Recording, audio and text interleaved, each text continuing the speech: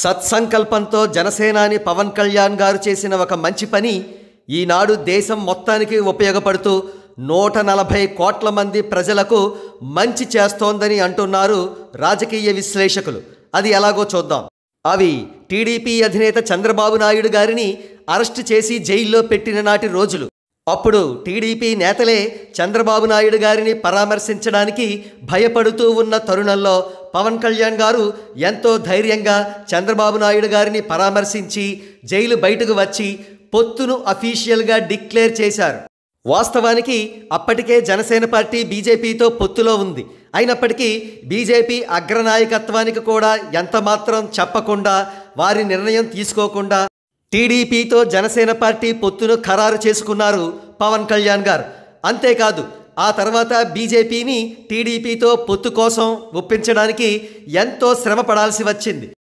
ఒక బహిరంగ సభలో మాట్లాడుతూ పవన్ కళ్యాణ్ గారే స్వయంగా చెప్పారు, బీజేపీని కూడా పొత్తులోకి తీసుకురావడం కోసం తాను బీజేపీ అగ్రనాయకత్వంతో తిట్లు కూడా తినాల్సి వచ్చిందని. మరో ప్రక్క టీడీపీ నేతలకు, టీడీపీ మీడియాకు కూడా బీజేపీతో పొత్తు ఎంతమాత్రం ఇష్టం లేదు.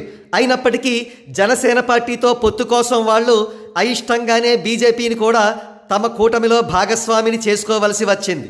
ఇప్పుడు పవన్ కళ్యాణ్ గారు మన రాష్ట్రానికి, దేశానికి కూడా ఏ విధంగా మంచి చేశారో చూద్దాం. ప్రభుత్వ వ్యతిరేక ఓటు ఎట్టి పరిస్థితుల్లోనూ చేయకూడదు అనే సంకల్పంతో కూటమిని ఫామ్ చేసినందుకు ఈనాడు కూటమి భారీ విజయం సాధించింది. వైఎస్ఆర్సీపీని కేవలం 11 ఎమ్మెల్యే సీట్లకు మాత్రమే పరిమితం చేసింది. ఒకవేళ టీడీపీ సింగిల్గా వెళ్ళి ఉంటే చిత్తుగా ఓడిపోయేది. వైఎస్ఆర్సీపీ దుష్టపాలన కొనసాగుతూ ఉండేది.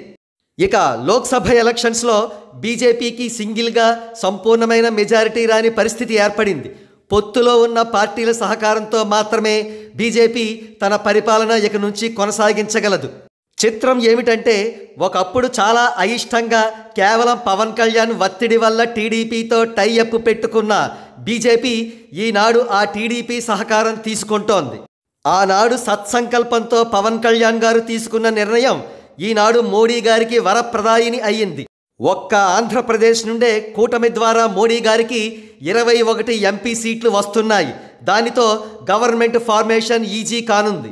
ఒకవేళ ఎన్డీఏ కాకుండా కాంగ్రెస్ పార్టీయే కేంద్రంలో అధికారంలోకి వచ్చి ఉంటే ఏమయ్యేదో తెలుసా?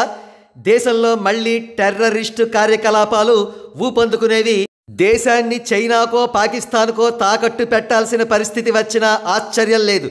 అటువంటి ప్రమాదకరమైన పరిస్థితి నుండి 140 కోట్ల భారతీయులను కాపాడారు జనసేనాని పవన్ కళ్యాణ్.